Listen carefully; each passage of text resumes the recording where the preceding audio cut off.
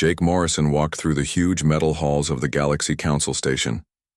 The station was like a giant ring floating in space around a distant star. Everything was clean and shiny, made from materials Jake had never seen before. The walls glowed with soft blue light, and strange symbols covered every surface. Jake was 45 years old and had spent his whole life preparing for this moment. He was Earth's first ambassador to the galaxy. Behind him walked his team. Lisa Walsh was his main helper, a smart woman who knew how to talk to aliens. Ryan Blake was a soldier who came along to keep them safe. They all wore their best uniforms with the Earth flag on their shoulders. The Galaxy Council ruled over thousands of worlds. 12 different alien races made all the important decisions for everyone else. Jake had studied each race for years. The Zephyrians looked like walking crystals and controlled all the trade between worlds. They were tall and made musical sounds when they talked. The Vorthak were bug-like creatures that shared one big mind. They ran all the communication systems in the galaxy. The Hegemony Prime were large lizard people with sharp teeth. They acted like the galaxy's police force. Humans had only been discovered 50 years ago. A Zephyrian ship had picked up radio signals from Earth while passing through the solar system. Since then, Earth had been trying to join the galactic community. They wanted to trade with other worlds and learn new technologies. Most humans thought joining the Galaxy Council would solve many of Earth's problems. Jake's job was to convince the Council to let humans become full members. Earth had prepared gifts of art, music, and scientific discoveries to show they were civilized. Jake carried data chips with information about human culture, history, and achievements. He hoped the aliens would see that humans deserved respect. The meeting room was enormous. 12 tall chairs sat in a circle around a platform in the center. Each chair was designed for a different alien species. Some were made of crystal, others of metal or living wood. Jake stood on the platform and looked up at the aliens staring down at him. Council leader Zethkar was a Hegemony Prime who stood 3 meters tall. His black scales reflected the room's lights like armor. His yellow eyes watched Jake without blinking. When he spoke, his voice was deep and threatening. "Human," Zethkar said, "you come before the Galaxy Council to request membership in our civilization. Tell us why your species deserves this honor." Jake had practiced his speech many times. He talked about human creativity, their ability to solve problems, and their desire for peace. He showed them pictures of Earth's beautiful cities and natural wonders. He played recordings of human music and poetry. He explained how humans had overcome wars and worked together to build a better world. The Zephyrian representative made chiming, sounds that the translation device turned into words. "Your species is very young. You have only just learned to travel between stars. Why should we trust such primitive beings?" Lisa Walsh stepped forward to help Jake answer.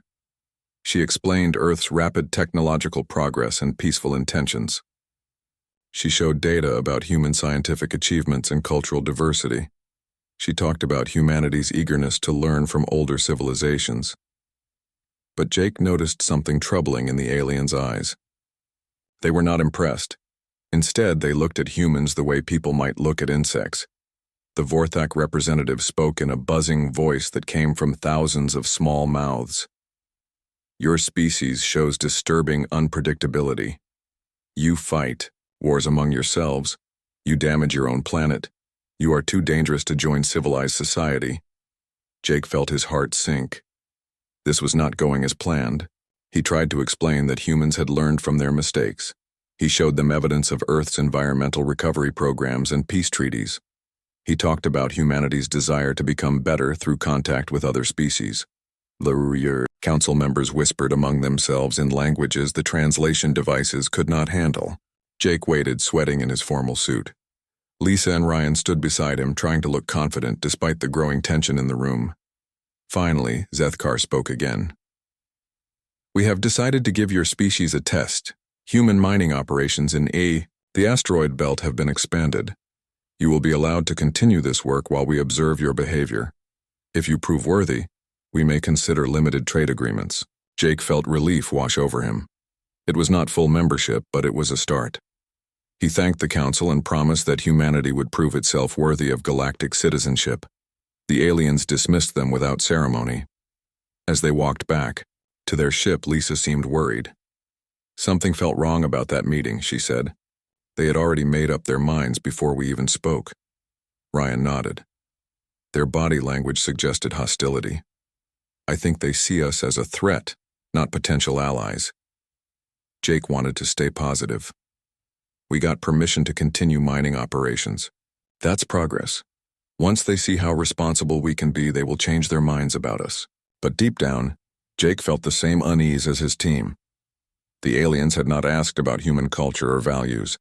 They had not shown interest in trade or cooperation. Instead, they had focused on human conflicts and mistakes. It seemed like they were looking for excuses to reject humanity rather than reasons to accept them.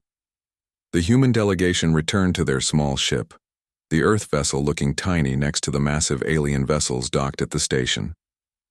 As they prepared to leave, Jake sent a message back to Earth reporting on the meeting's outcome.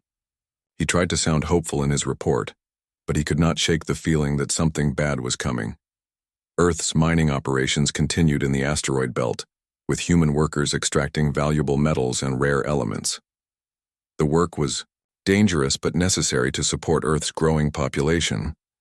None of the miners knew they were being watched by alien monitoring devices. None of them realized that their every action was being judged by beings who had already decided humanity's fate. Jake Morrison spent the next few weeks on the Galaxy Council station, attending smaller meetings and trying to build relationships with individual alien representatives. But the more he learned about galactic society, the more he understood that humans were not seen as potential equals. They were seen as a problem that needed to be solved. 3 weeks after the first meeting, everything went wrong for Jake Morrison and his team. The trouble started at asteroid mining site XK-739, where human workers had been extracting rare metals for Earth's growing industries. The miners had no idea they were digging near something the Vorthak considered sacred. The Vorthak sacred site was an ancient structure buried deep inside the asteroid. It looked like a giant honeycomb made of some unknown material that glowed with soft purple light. Human mining equipment had accidentally broken through the outer wall, exposing the structure to space. The damage triggered alarms throughout Vorthak space. Within hours, hegemony prime warships surrounded the mining station. The human workers tried to explain that the damage was accidental, but the aliens did not care about explanations. They arrested everyone at the site and brought them to the Galaxy Council station for trial. Jake Morrison found himself standing in a courtroom that looked more like a theater. Hundreds of alien observers filled curved seats that rose up toward the bow ceiling. The judges sat on a high platform looking down at Jake like he was some kind of criminal. Bright lights shone in his face, making it hard to see anything clearly. The charges against Jake were serious and frightening. The prosecutor, a tall Zephyrian with sharp crystal features, spoke in musical tones that the translator turned into cold words. "Ambassador Morrison, you are charged with species-level terrorism. Your people have deliberately destroyed a sacred Vorthak site, showing complete disrespect for galactic law and civilization. This act proves that humanity is too dangerous to exist alongside peaceful species." Jake tried to defend himself and his people. He explained that the mining accident was truly accidental. Human technology could not detect Vorthak sacred sites because they used completely different energy signatures. Earth had offered to pay for all repairs and to help rebuild the damaged structure. The human miners had been following all safety protocols that Earth knew about. "We did not know the site was there," Jake said loudly. "Our people would never intentionally damage something sacred to another species. This was an honest mistake, and we are willing to make it right." But the alien judges did not want to hear about mistakes or accidents. They had already decided what they thought about humanity. The Vorthak representative spoke through thousands of small mouths, creating a buzzing sound that filled the courtroom. "Intent does not matter. Damage has been done. The human species shows dangerous ignorance of proper behavior. They cannot be trusted with advanced technology or access to civilized space." Lisa Walsh and Ryan Blake sat in the observer section, watching helplessly as the trial proceeded. They were not allowed to speak or help Jake defend himself. The rules of galactic justice did not recognize human legal concepts like due process or the right to counsel. The trial lasted only 2 hours. Witness after witness testified about the damage to the sacred site. Experts explained how the Vorthak had used the structure for religious ceremonies for over 10,000 years. Military officers talked about the threat that unpredictable species posed to galactic security. No one testified in favor of humanity. No one spoke about human achievements or good intentions. The entire proceeding felt like a show designed to justify a decision that had already been made. When the evidence phase ended, the judges retired to discuss their verdict. They returned after only 30 minutes, which told Jake everything he needed to know about their deliberations. Council leader Zethkar stood to announce the verdict. His black scales gleamed under the courtroom lights, and his yellow eyes showed no emotion as he spoke. Ambassador Morrison, the Galaxy Council finds you guilty of species-level terrorism and destructive negligence. Your actions have proven that humanity poses an unacceptable threat to galactic civilization. You are hereby sentenced to death by energy dissolution. This sentence will be carried out immediately and broadcast throughout the galaxy as a warning to other primitive species. The courtroom erupted in alien sounds that the translators could not handle. Some species seemed pleased with the verdict, while others appeared concerned. Jake felt his legs go weak as the reality of the situation hit him. Lisa Walsh screamed Jake's name from the observer section. She tried to run toward him, but hegemony guards blocked her path. Ryan Blake's hand moved toward his weapon, but he was outnumbered by hundreds of armed aliens. Any resistance would only make things worse. The guards dragged Jake to an execution chamber next to the courtroom. The room was small and sterile, with white walls and bright lights. In the center stood a platform surrounded by energy projectors. Jake had read about this method of execution in galactic law books. The energy beams would dissolve his body at the molecular level, causing instant death.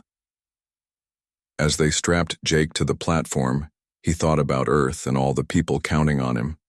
He thought about his wife and children, who would learn about his death from news broadcasts. He thought about the future that humanity would never have. The execution was broadcast live throughout the galaxy, just as Zethkar had promised. Billions of beings watched as the energy beams activated, filling the chamber with blinding light. Jake's final words, spoken clearly into the broadcast microphones, were simple but powerful. Tell them we tried. Tell them we are not the monsters you think we are. The energy beams struck Jake Morrison at exactly 1547 Galactic Standard Time. His body dissolved into particles of light that faded away within seconds. The human ambassador was dead, and with him died any hope of peaceful relations between Earth and the Galaxy Council. But the aliens had made a terrible mistake. They thought they were ending a problem by killing Jake Morrison. Instead, they had just triggered something much worse. The execution was broadcast not only throughout the galaxy, but also back to Earth. 8 billion humans watched their ambassador die, and their response would reshape the galaxy forever. The Galaxy Council celebrated their decisive action against the human threat. They had shown the galaxy that primitive species would not be tolerated. They had maintained the order and stability that had existed for thousands of years. What they did not realize was that they had just declared war on the most dangerous species the galaxy had ever encountered. President Helen Carter sat in the secure conference room deep beneath the White House, watching the execution broadcast for the 5th time. The video showed Jake Morrison's final moments as energy beams dissolved his body into nothing. Around the table sat the most powerful people on Earth, and every one of them looked ready for war. General Alex Turner commanded Earth's Space Defense Force, a military organization that most people thought was just for protecting satellites in space stations. His weathered face showed no emotion as he placed a thick folder marked Top Secret on the table.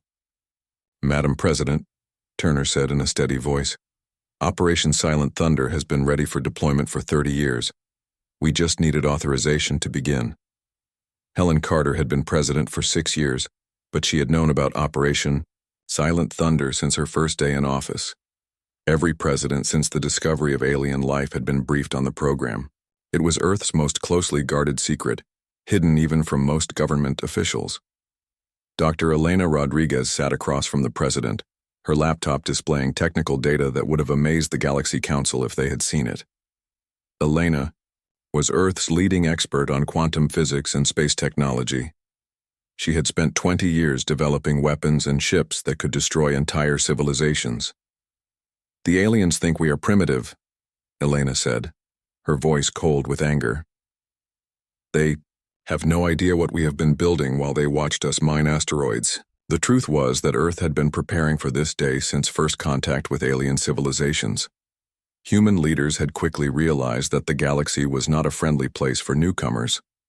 While playing the role of eager students wanting to join galactic society, Earth had been secretly building the most advanced war machine in the galaxy.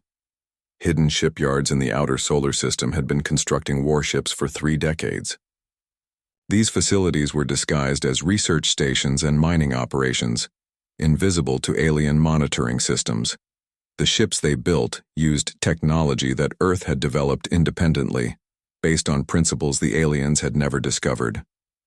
Admiral Kate Sullivan commanded the first Extermination fleet, humanity's most powerful naval force. Her ships were hidden in the asteroid belt, looking like chunks of rock to alien sensors. Each vessel carried enough firepower to destroy a planet. "We have 47 fleets positioned throughout the galaxy," Sullivan reported. "Our advance scouts have been mapping alien worlds and military installations for 15 years. We know the location of every important target." General Turner opened his folder and spread papers across the table. The documents showed detailed plans for attacking every major alien civilization simultaneously. Years of intelligence gathering had revealed the weaknesses in alien defenses and the locations of their most valuable assets. "The Galaxy Council made 2 critical mistakes," Turner explained. "First, they assumed we were as primitive as we appeared. Second, they broadcast Jake's execution throughout the galaxy, including back to Earth. Now every human knows exactly what these aliens think of us." President Carter looked at the faces around the table. These were good people who had spent their lives serving humanity. They had families and friends who lived normal lives, unaware of the terrible preparations being made in their name. But after watching Jake Morrison die, even the most peaceful among them wanted revenge. "What are our capabilities?" the president asked. Dr. Rodriguez activated her presentation system, filling the room's screens with technical data. "Our quantum drive systems allow faster-than-light travel that alien sensors cannot detect. Our weapons use controlled singularities and exotic matter that can penetrate any known defensive system. Most importantly, our manufacturing capacity exceeds the combined industrial output of all 12 council species." The numbers were staggering. Earth had built over 2,000 major warships, each one more powerful than anything in the alien fleets. Automated factories and hidden asteroid bases could produce weapons, ammunition, and supplies faster than any organic workforce. Advanced artificial intelligence systems coordinated logistics across dozens of star systems. "How is this possible?" Carter asked. "How did we advance so quickly without the aliens noticing?" Elena smiled grimly. "While they were focused on maintaining their ancient empire, we were innovating. Human creativity and determination allowed us to solve problems they never even considered. We developed new physics theories, new manufacturing techniques, and new military strategies. Most importantly, we learned to hide our true capabilities. The key to Operation Silent Thunder was deception. For 30 years, Earth had pretended to be a struggling civilization, barely capable of interplanetary travel. Meanwhile, human colonies had spread secretly throughout the galaxy, establishing hidden bases and gathering intelligence on alien civilizations. General Turner showed satellite images of alien worlds, detailed maps of their defenses, and profiles of their military leaders. "We know more about their capabilities than they know about each other. Our infiltration teams have been studying their societies, learning their weaknesses, and preparing for this moment." The infiltration teams were humans modified with advanced technology to appear alien. They had joined alien militaries, worked in alien governments, and learned the secrets of galactic civilization. When the time came, these sleeper agents would strike from within while the main fleets attacked from outside. President Carter stood and walked to the window, looking out at the peaceful Washington skyline. Millions of people went about their daily lives, unaware that their world was about to change forever. The decision she made in the next few minutes would determine the future of humanity and every other species in the galaxy. They executed our ambassador for an accident, she said quietly. They called us terrorists and monsters for making an honest mistake. They broadcast his death as a warning to other species not to trust humans. She turned back to face the room. If they want to see monsters, we will show them what real monsters look like. If they want to see terrorism, we will give them something to truly fear. Jake Morrison died believing in peace and cooperation. His death will be avenged. The authorization codes for Operation Silent Thunder required confirmation from the President, the Secretary of Defense, and the Chairman of the Joint Chiefs. All three codes were entered within minutes. Across the hidden fleets, commanders received their final orders through quantum encrypted communications. Admiral Sullivan's voice came through the secure channel from her flagship. First Extermination Fleet is ready to begin operations. All targets have been identified and marked for destruction. Estimated time to complete galactic pacification, 6 months. President Carter took a deep breath and spoke the words that would change the galaxy forever. Operation Silent Thunder is authorized. Show them no mercy. Leave no survivors. Make them regret the day they decided to threaten humanity. Throughout the galaxy, human sleeper agents received activation signals. Hidden fleets powered up their weapons systems. Manufacturing centers began producing ammunition for the war that was about to begin. The Galaxy Council had wanted to eliminate the human threat, but they had just awakened something far worse than they could have imagined. Captain Ben Parker stood on the bridge of the ESV Retribution, humanity's most powerful warship. The ship stretched 3 kilometers from nose to tail, built like a massive steel arrow designed for one purpose: destruction. Unlike the beautiful, artistic ships favored by alien races, human vessels were purely functional instruments of war. The bridge was dark except for the glow of tactical displays showing targets throughout the galaxy. Ben had commanded the Retribution for 8 years, waiting for this moment. His crew of 500 was the best humanity had to offer. Veterans, volunteers, and people who had lost family members to alien aggression over the years. All fleets, report ready status, announced Communications Officer Nancy Wright. Her voice was calm despite the magnitude of what they were about to do. 47 battle groups are in position across the galaxy. Stealth systems are active. The aliens have no idea we are here. Ben looked at the tactical display showing their first target, the Zephyrian trade hub at Rigel 7.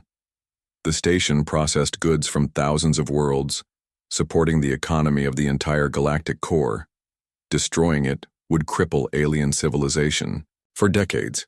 Weapons status report, Ben ordered. Lieutenant Commander Steve Hall checked his displays. All kinetic cannons loaded with depleted uranium rounds. Quantum torpedoes armed and ready. Singularity mines deployed around the target zone. We can crack this station like an egg. The Zephyrian station was massive, built from living crystal that grew over thousands of years. It housed over 10 million beings from dozens of different species. In the old days, Ben might have hesitated to attack civilians, but after watching Jake Morrison die, he felt no mercy for any alien. Begin the attack, Ben commanded. The Retribution opened fire with everything it had. Kinetic cannons hurled massive rounds at near light speed, shattering the crystal walls of the station. Quantum torpedoes phased through their shields and exploded inside critical systems. Within minutes, the beautiful Zephyrian hub was breaking, apart, spilling atmosphere and bodies into space. Admiral Kate Sullivan watched from her command ship as the first Extermination Fleet tore through Zephyrian defenses. The aliens had never faced enemies who fought without rules or honor. Their defensive strategies assumed that attackers would avoid civilian targets and follow the laws of galactic warfare. Target their evacuation ships, Sullivan ordered without emotion. No survivors, no witnesses, no mercy. Human fighters swarmed through the debris field, hunting down escape pods and rescue vessels. The pilots had trained for this mission their entire careers. They knew that showing mercy now would only lead to human deaths later. Every alien they allowed to escape would become a future enemy. Across the galaxy, similar attacks were happening simultaneously. The Vorthak communication networks went silent as human cyber warfare specialists unleashed digital viruses that burned through their organic computer systems. Dr. Tony Chen led the cyber assault from a hidden facility on Mars, his team of hackers destroying thousands of years of alien technology in a matter of hours. The Vorthak hive mind is fragmenting, Chen reported to Earth Command. Their shared consciousness is collapsing as we destroy their network nodes. Individual colonies are going insane without the central guidance system. The Vorthak had built their entire civilization around shared mental connections between billions of individuals. When human viruses infected their networks, the results were catastrophic. Entire worlds fell into chaos as the hive mind collapsed, leaving billions of beings unable to function without their collective consciousness. The Hegemony Prime, despite their reputation as the galaxy's premier military force, discovered that their honor-based combat traditions were useless against humans who fought without rules. General Maria Santos led the assault on their capital world, using tactics that horrified the alien defenders. "Deploy the fear gas," Santos ordered, as her troops advanced through the Hegemony capital city. "Drive them out of their bunkers so we can finish them properly." Human soldiers moved through alien cities like death itself, enhanced with combat drugs and cybernetic implants that made them faster and stronger than any organic being. They showed the same mercy that the Galaxy Council had shown Jake Morrison. None at all. The fear gas was a human invention that triggered massive panic responses in most alien nervous systems. Hegemony soldiers who had never known fear found themselves paralyzed with terror, unable to fight back against the human assault teams. Their ancient warrior culture crumbled in the face of humanity's scientific approach to warfare. Private Danny Miller kicked down the door of a Hegemony command bunker, his enhanced reflexes allowing him to dodge incoming fire while his automatic rifle cut down enemy defenders. Behind him, Sergeant Lisa Park threw grenades that released clouds of nanobots designed to shut down alien life support systems. "Clear the building," Park shouted over the sound of explosions. "Command wants this. Facility intact for intelligence gathering. Kill everyone but preserve the computers." The Galaxy Council's Central Command Station became a priority target for Admiral Jennifer Hayes and her Special Operations Fleet. The massive ring-shaped structure had served as the seat of galactic government for over 10,000 years. Its destruction would send a message that humanity intended to replace the old order completely. "Bring us in close," Hayes ordered her helmsman. "I want to personally oversee the destruction of this symbol of alien arrogance." The human fleet surrounded the Council Station, overwhelming its ancient defensive systems with concentrated firepower. Energy shields that had protected the station for millennia collapsed under the assault. Hull plating that had survived countless battles cracked and shattered. Council leader Zethkar found himself trapped in the station's command center as human boarding parties fought their way through the corridors. The proud Hegemony warrior who had sentenced Jake Morrison to death now faced the consequences of his actions. "Send a surrender message to the human fleet," one of his subordinates suggested. "Perhaps we can negotiate for our lives." Zethkar's yellow eyes blazed with fury. "The Hegemony Prime do not surrender to primitive mammals. We will fight to the last warrior." But when the human soldiers reached the command center, they were not interested in taking prisoners. Captain Robert Davis led the assault team, his powered armor making him look like a mechanical demon. His weapon fired rounds designed specifically to penetrate Hegemony scales. "This is for Ambassador Morrison," Davis said as he pulled the trigger. Within 6 months, the Galaxy Council no longer existed. 47 star systems lay in ruins, their populations dead or enslaved. The ancient trade routes that had connected thousands of worlds were cut, leaving isolated colonies to fend for themselves. The communication networks that had bound galactic civilization together were silent. Human fleets patrolled the galaxy's major shipping lanes, intercepting any vessel that attempted to rebuild the old order. Manufacturing centers unconquered, worlds were converted to produce weapons and supplies for humanity's expanding empire. The few alien survivors learned to serve their new human masters or face extermination. Dr. Elena Rodriguez established research facilities on captured alien worlds, studying their technology and biology. Her teams reverse-engineered every useful, innovation while developing new weapons to ensure human dominance. The scientific knowledge of dozens of civilizations became humanity's inheritance. The extermination protocol had succeeded beyond all expectations. In less than a year, humanity had gone from being rejected by galactic society to ruling it completely. The species that had called humans primitive and dangerous learned too late that they had been right to fear humanity's potential. The galaxy had wanted to see what humans were truly capable of when threatened. Now they would live with the consequences for the rest of their very short lives. Director Sam Patterson stood in what had once been the Galaxy Council's main meeting chamber, looking out at the 37 surviving alien species that now served the human colonial administration. The elegant crystal walls and artistic decorations had been stripped away, replaced with efficient steel panels and human military symbols. Where alien philosophy and poetry once adorned the walls, now hung portraits of human leaders and monuments to those who died during the conquest. 6 months had passed since the extermination protocol ended. The galaxy was quiet now, with human fleets patrolling every major trade route and human governors controlling every significant world. Sam had been chosen to oversee the integration of surviving alien populations into humanity's expanding empire. His job was to ensure that the remaining aliens served their new masters efficiently. "Report on production quotas," Sam commanded, his voice echoing through the chamber. A nervous Zephyrian representative approached the podium, its crystal body flickering with fear patterns. "Crystal mining operations on Rigel 3 have exceeded expected output by 15%.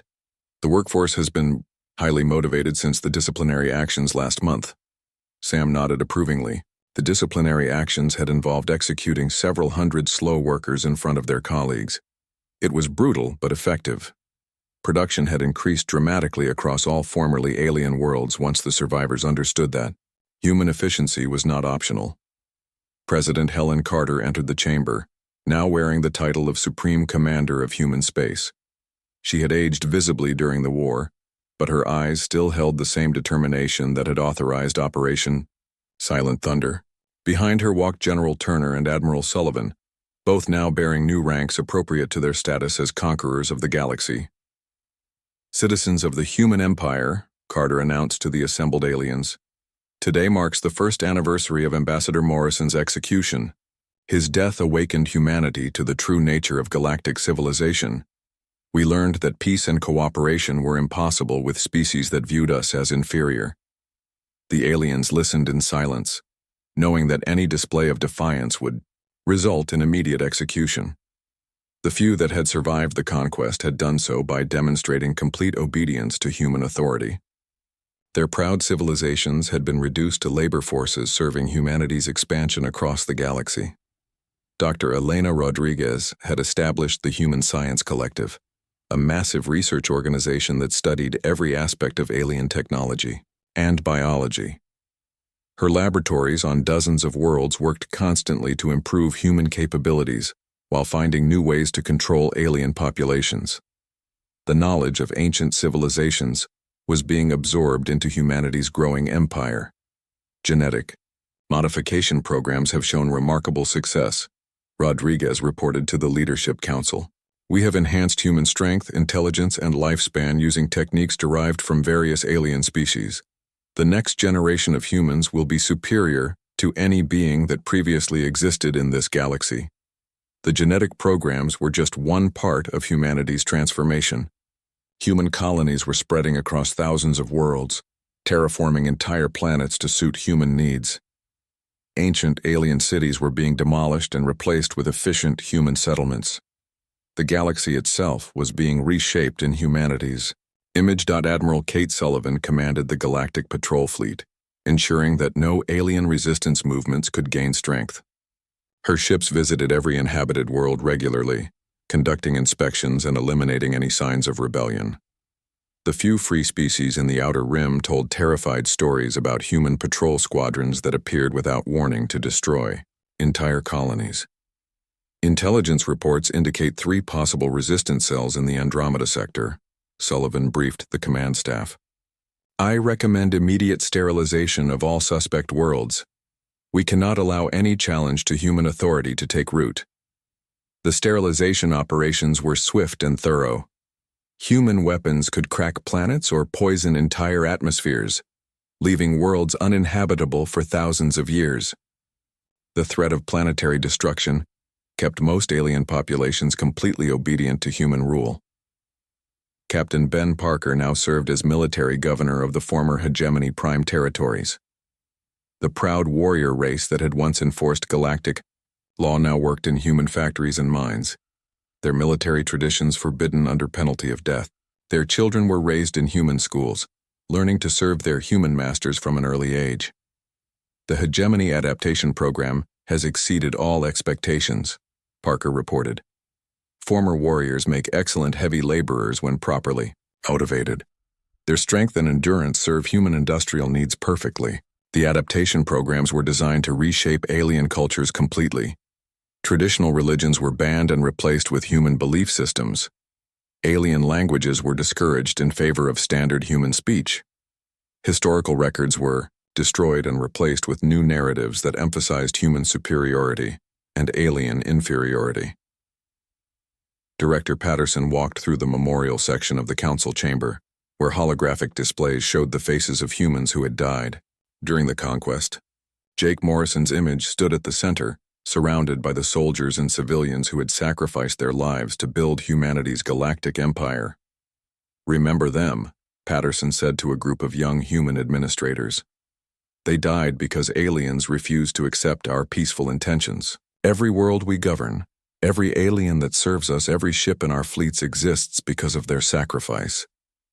The new generation of humans growing up in the galactic empire knew only victory and domination. They had never experienced alien threats or the fear of being considered inferior. To them, human supremacy was natural and unquestionable. They saw alien servants as tools rather than beings, having been raised to view other species as inherently lesser. Dr. Tony Chen's communication networks now connected every human world, allowing instant coordination across the galaxy. The old Vorthak systems had been completely replaced with human technology that could not be compromised or infiltrated. Information flowed freely between human colonies, while remaining completely hidden from any surviving alien observers. "We have achieved perfect information security," Chen reported.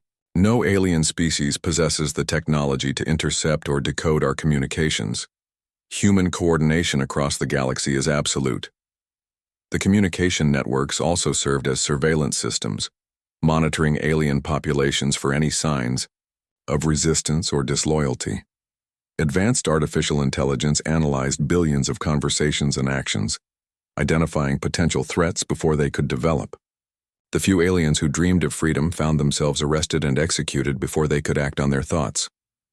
General Maria Santos established training academies on every major human world, preparing new generations of soldiers and administrators for the challenges of ruling a galactic empire.